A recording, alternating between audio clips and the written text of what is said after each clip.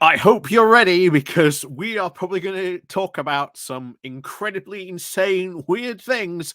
And of course, we're diving into the insane, crazy mind of Jacob Rees-Mogg. I know it's terrifying, isn't it?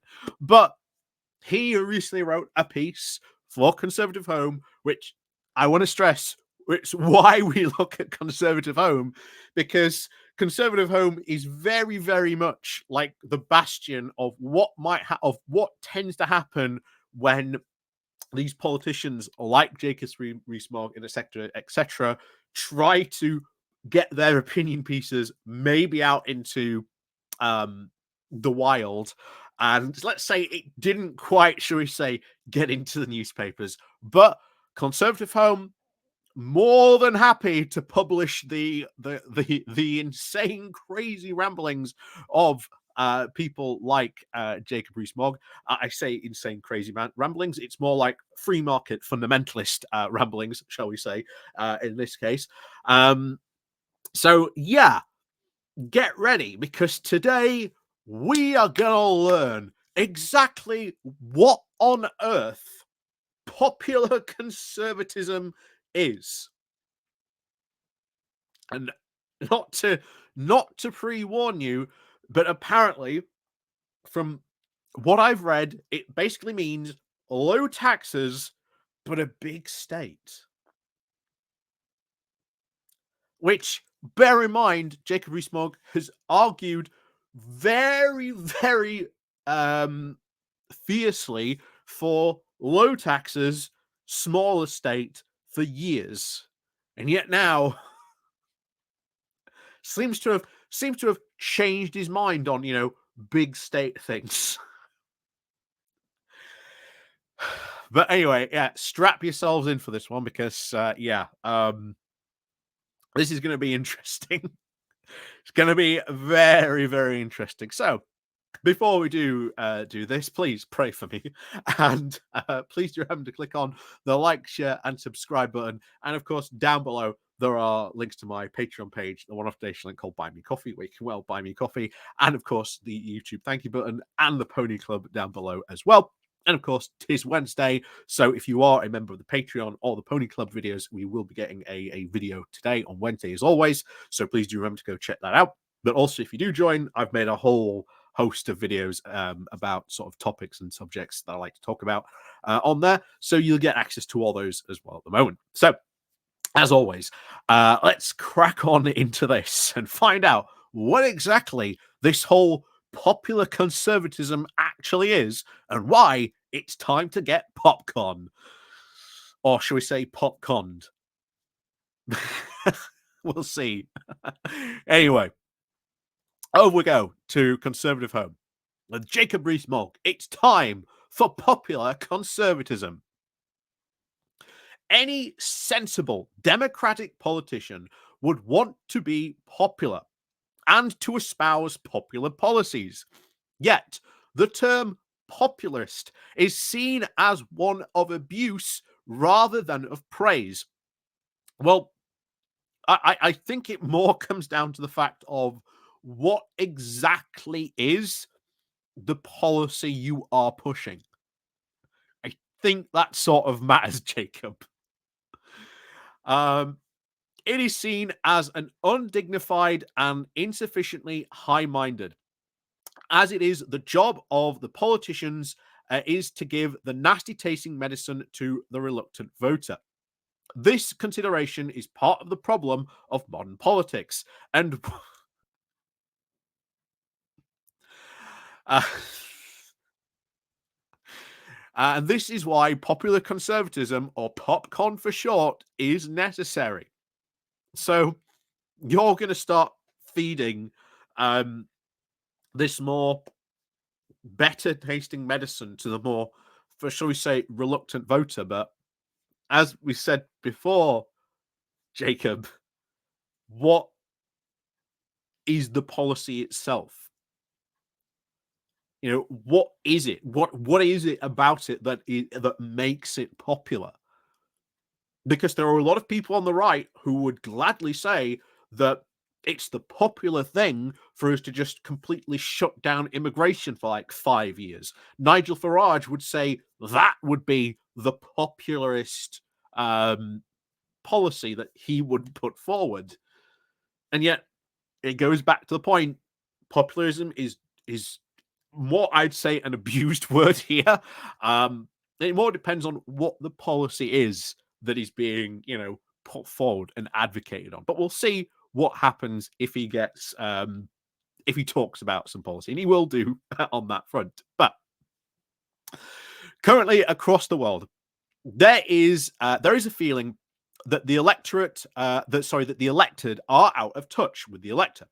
Protests in France, Germany, and Brussels in recent weeks illustrate this, as does the election results in Holland and the phenomenon of Donald Trump and the election of Giorgia Meloni in Italy, and of course Javier Milei in Argentina. Well, I still don't know how long he's going to be, in charge for.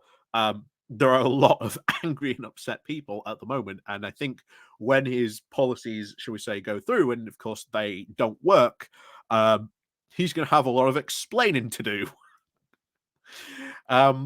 Voters are, of course, seeking something very different because they feel let down and ignored. The rise of an international and barely accountable governing elite is at the heart of this. Yeah, this almost feels like I could take this back into 2016, and if I saw Jacob Rees-Mogg putting this out about Brexit, this feels very, very reminiscent. This feels very reminiscent of the Brexit arguments of, oh, you don't understand. It's these terrible elites who want you to stay in, the European Union. Meanwhile, there's all these elites, or who would certainly consider themselves elitist in the UK, to suddenly backing leave. Why are these elitists, who would say themselves that they are probably elitist and part of an elitist class? Jacob Rees-Mogg, absolutely, certainly, I'm sure he certainly would say that. Why were they backing Brexit? What was their reason for doing that? Oh no, ignore those elitists. Just pay attention to those. This seems exactly the same argument. So it is these remote bodies that argue righteously. Of policies without sorry, I can't even say that word now. Without dignity, screw it, we'll just skip it. Without considering the cost. This would be the IMF imposing its will on poor nations, or the climate change boffins telling nations at COP to close down their economies, except they're not telling you to close down economies. But then again, like I say, Jacob Rees-Mogg, heavily a climate skeptic, so they, of course, do this with no risk of elections, and is certainly of their own beneficence. So basically, Jacob Rees-Mogg accusing every single international institution that exists. You don't know what you're talking about because you're out of touch with voters.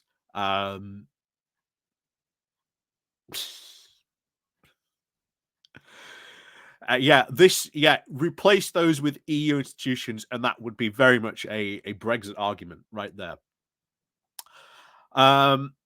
Then he continues, this has happened domestically as well as internationally. The sovereignty of Parliament as the representative of the people has been eroded and power handed to an increasingly assertive bureaucracy, one that may no longer be blamed on Brussels.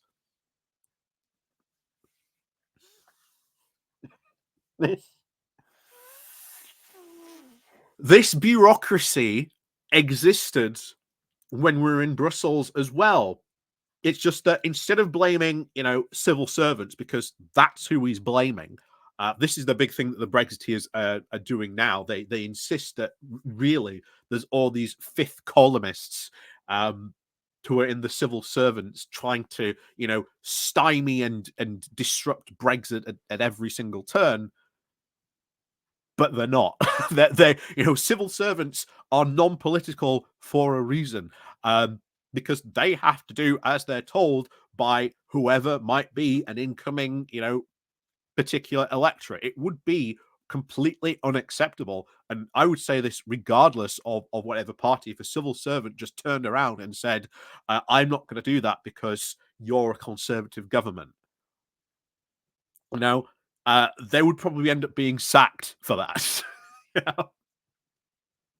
know? This is why you shouldn't politicize the civil servants. And saying things like that actively discourages civil servants from, thinking creatively and sort of trying to sort of say, hey, well, you've said this idea. Well, we maybe could do it like this if you wanted to. And remember, at the end of the day, it's ministers who are voted in that get the final say. So, again, you've just changed blaming Brussels to now blaming the blob. Anyway, thus, the decision for nutrient neutrality means that the natural England is able to stop building, house building, and put pressure on farmers to retire. Yeah, and if you ignore that, as they said at the time, you are going to see even more of England's rivers be polluted, when many are said at this moment in time to be close to ecological collapse. Again, so much for the conservation part in the conserving part of the Conservative Party. But there you go. And putting pressure on farmers to retire, I've never seen anyone say farmers must retire. The obviously bungling loyally administration of the asylum leaves dangerous criminals in this country pretending to be Christian and able to throw corrosive substances at people. That's really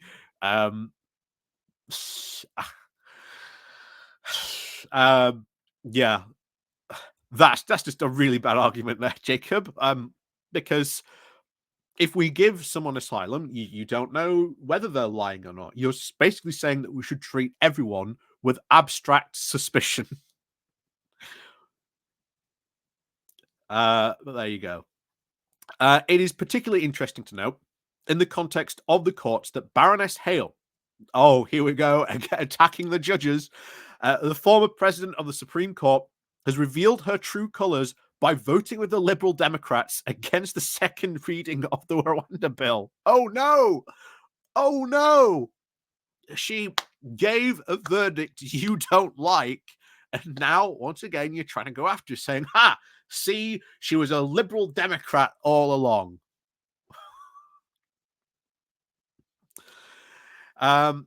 It is rare and dubious political legitimacy for the House of Lords to reject a bill outrightly so early at a stage, but for a senior, albeit retired judge to do so also indicates a lack of sympathy for the norms of constitutional and the apparent politicization she has brought to the Supreme Court. No, she did not do that at all. It was you guys. It was you, Jacob. It was your side that when they passed down that judgment, you went, how dare they not do the thing that we wanted to do? They must be really secret agent, fifth columnist Manchurian candidates in there. Again, you see the continuing trying to attempt to undermine UK institutions, and this is very, very bad and dangerous. Because where it eventually goes is, well, these institutions shouldn't have that power to make that decision. It should be with us to make that decision. And of course, as we said before, that down that road, a very dangerous path ends up going. But that is the type of ideology that is slowly starting what they are to say. They're becoming very, very increasingly authoritarian. There you go. So, with all these pandrums, And yet, of course, the mentioning of the bulging Bank of England and the woefully inaccurate Office of Budget Responsibility. Yes, the Office for Budget Responsibility, just completely inaccurate when it's, again, gone against a lot of the things that the Conservatives have put forward. And it has gone, well, look, it's our job to put forward, to say how this thing is going to go. Blaming, our institutions, our civil servants for doing their job effectively. Anyway, back to it. Which have, to quote Stanley Baldwin, quote, power without responsibility and the prerogative of the harlot throughout the ages. What?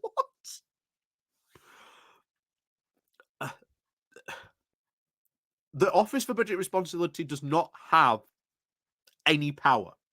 It has a responsibility, and its responsibility is to go, okay, the government is going to do this, so we are going to show you what we forecast would be an economic analysis of what these things that the government plans to do.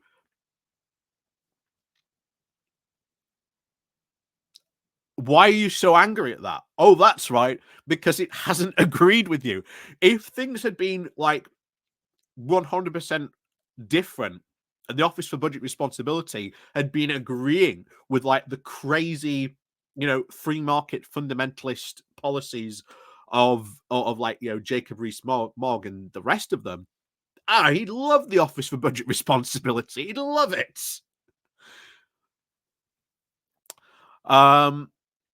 So anyway, he continues. The elected representative retains the responsibility, but has lost power.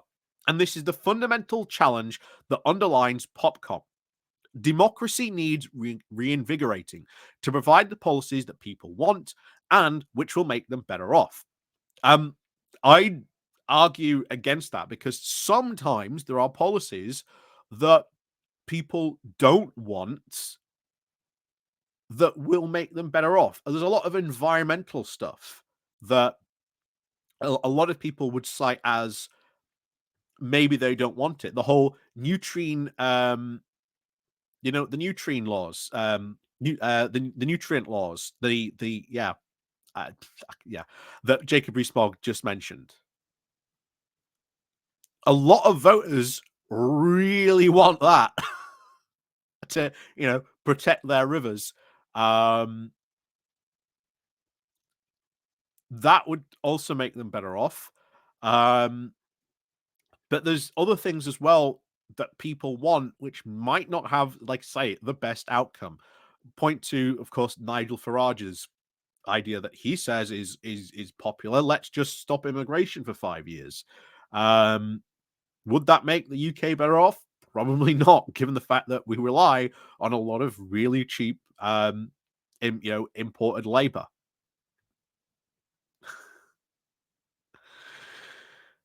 And of course, trying to take power away from these institutions, I'd argue against in many ways. Like I say, the reason why Jacob Rees-Mogg don't like these institutions is because, well, they've been disagreeing with the stuff that the Conservatives want to do.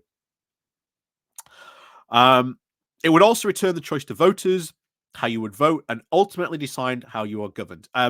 Wow, that's a very Brexit argument. Think we'll leave the EU and it would return the power to voters, and you get to decide how you are governed, not EU politicians. Did Jacob Rees-Mogg just take this as like an unpublished blog he wrote about the EU and just change some stuff around? It feels like it. It really does. The power of bureaucracy currently limits the change that is possible. I disagree with that. I think you need a lot of bureaucracy to really implement a lot of change. But there you go. I'm very much a believer in the power of the state. But again, the ideological differences between me and Jacob Rees-Mogg. So, as Parliament that created this bureaucratic leviathan, So Parliament can then bind it again. Several acts would include the Human Rights Act, the Climate Change Act, the Equalities Act, that corral governments into decisions made by their predecessors. Well, here's the thing, Jacob. A big part of our parliamentary democracy is that previous parliaments are not allowed to tie the hands of future parliaments. If you really want to get rid of the Human Rights Act, the Climate Change Act, and the Equalities Act, then you should come forward and say, we want to strike these down. We want to remove these. Which essentially is really what is, ultimately saying. But when you really sort of look into these acts, that more, should we say, more than good. Yeah, I don't think, should we say, it's going to be, massively popular. Yes, it's going to be popular in, should we say, certain right wing circles. But I don't think for the UK as a whole. This development now seeks to undermine, but fortunately does not eradicate the principle that Parliament cannot bind its successors, as I just said. It has, however, tried very hard to do so. Well, here's the thing: if you want to do things to these acts, you can amend those acts. There's nothing stopping the Conservatives, if they wanted to amend those acts. You've currently got a very large majority, but then again, that speaks to the fact that maybe that majority doesn't really want to go through with that. But again, that's, current state of Conservative Party. Legislation may reverse this, but first, a reassertion of the legitimacy of the nation state is needed. Wow.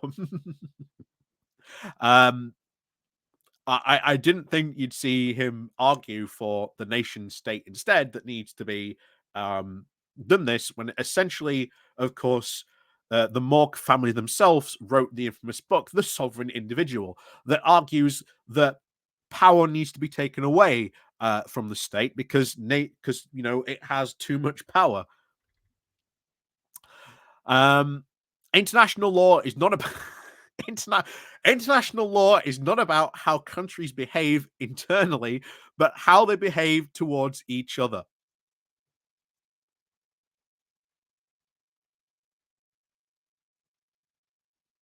Yeah, no, international law does need to have that, because sometimes you have things like, what's going on in South Africa did. Does Jacob Rees-Mogg disagree with that? I wonder. But allowing a foreign court to determine how Parliament legislate is an illegitimate abdication of power that belongs to the British people, and it can never be more than an advisory to a sovereign Parliament. Really? So basically, break international law because that's fine, because it's just advisory. Yeah, sure. There won't be international repercussions for doing that, right, Jacob? Absolutely nothing. The Blairite constitutional settlement that set the Supreme Court effectively above the High Court of Parliament needs to be reversed. Really? Yeah. No. No, there should be a body that always is the case that, look, Parliament passes laws, and then very often, as we've seen for, well, the past couple of years, even some of the stuff that Jacob Rees-Mogg has talked about, it is about the judges enforcing the very laws that Parliament has made. And Jacob Rees-Mogg being upset that they are legislating in that way, or at least, agreeing with things he doesn't like. Um, since the final arbiter of law must be the king in Parliament, not the Supreme Court. But again, the Supreme Court isn't. It decides on the laws that have been passed, and it decides case law based on the current law. In this case, of course, the Rwanda case, it was brought to the Supreme Court, and they decided based on what potential international law would say, but of course what UK current law says. I'm sorry that you disagree with that, Jacob, but there you go. That's how the system works. Um, it judges how the laws applies. Parliament decides what it says, and that's what judges. That's what the Supreme Court did. It judged how the law is applied. Anyway, the executive needs to take back control of the decision making. They already do. They do have power of decision making. What powers do they not have that they currently don't? The Office for Budget Responsibility doesn't really have um, the power it talks about. It basically goes, okay, the government's going to do this, this this particular bill to do with the economy. We're going to do sort of an economic analysis of what would happen because of that. Again, it's not, shall we say, earth-shattering powers.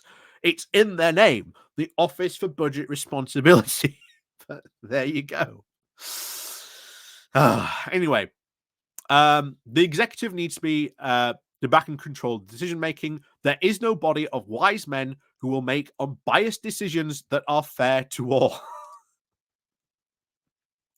And you are disagreeing with decisions themselves because of his own internal bias. But there you go. Decision making by its very nature is political, and it will be influenced by the opinion of the decision maker. Then who gets to make a decision? Who is this truly objective, neutral body that Jacob Rees-Mogg is referring to, that will be true bias, that will never be influenced by any bias whatsoever? It is preferable that decisions should be honest and straightforwardly political, thus accountable to and even punishable by the electorate, rather than the choices made by remote and irremovable bodies. Except on the international law courts, we can put British judges on there.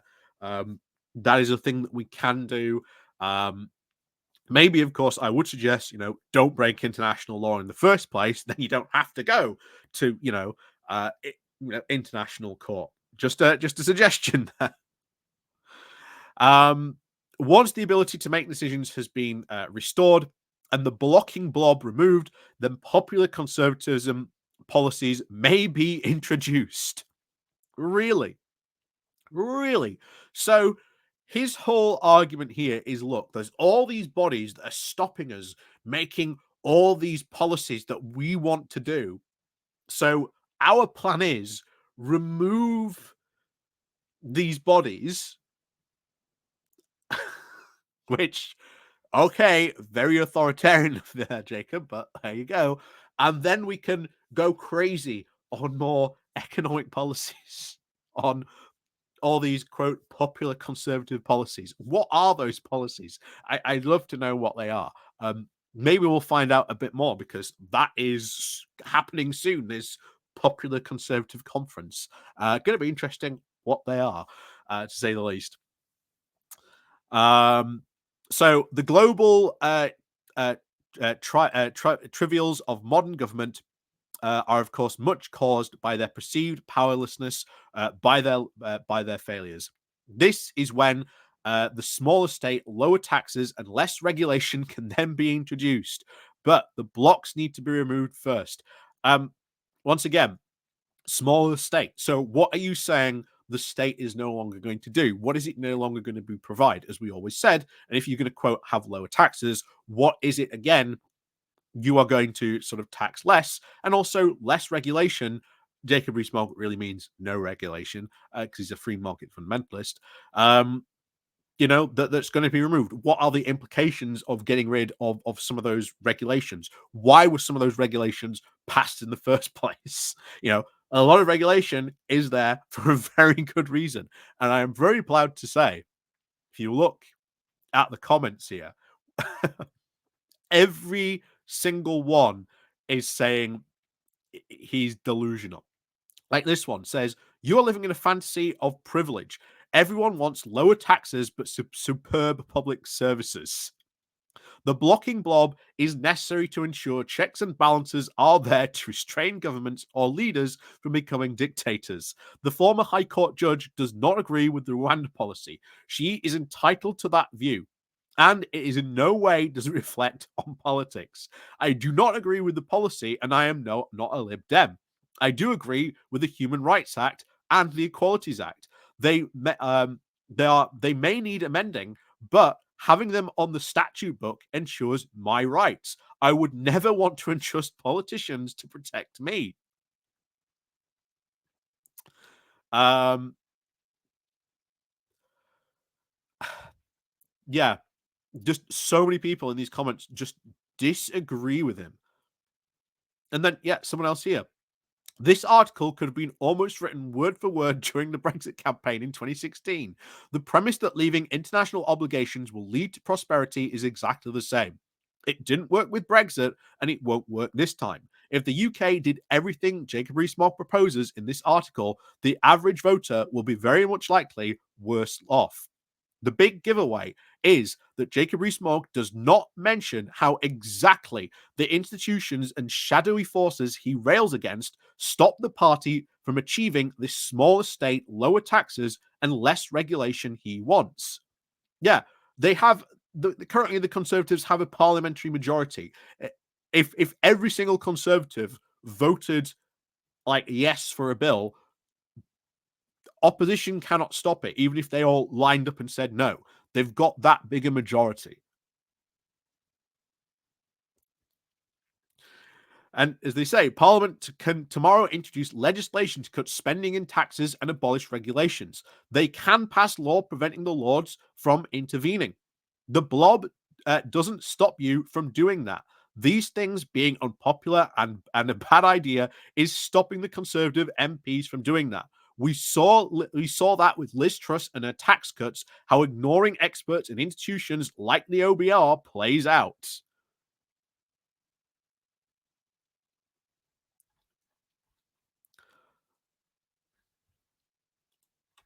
Yeah, so it's very very hilarious because Jacob Rees-Mogg would say, "Oh, these ideas are popular." Well, why is every single comment that he's got about that article saying actually that's a really bad idea? Doesn't seem very popular to be saying the things that Jacob Rees-Mogg is saying that we should get rid of all these protections on that. So yeah, popular conservatives. Almost exactly what they were saying during Brexit, almost word for word in many ways. And I would not be surprised if that was just an old Brexit blog that Jacob Rees-Mogg didn't publish, and he just you know did a quick switcheroo with just replace that for British institutions or EU bureaucrats with woke blob or the blob or the blocking blob. Um, yeah, so many problems within that article. So many problems. But someone in the Telegraph wrote today that apparently that was the right thing, that popular conservatism is the way to go, because if they don't do that or go in that direction, then we're going to get a far right party that will emerge, and that will be bad. So the conservatives have to embrace this popular conservatism ideology. Yeah, it's really weird. I'm not going to lie on that front. But there you go. Some of the direction, at least partly, or should we say, part of the Conservative Party wants to move in. How far they will go that in direction, what they will do when they get there, we'll see. But as always, thank you very much for watching. And of course, leave a comment down below to see what you think of Jacob Rees-Mogg's popular conservatism, or PopCon for short. But as always, thank you very much for watching, and we'll see you all next time.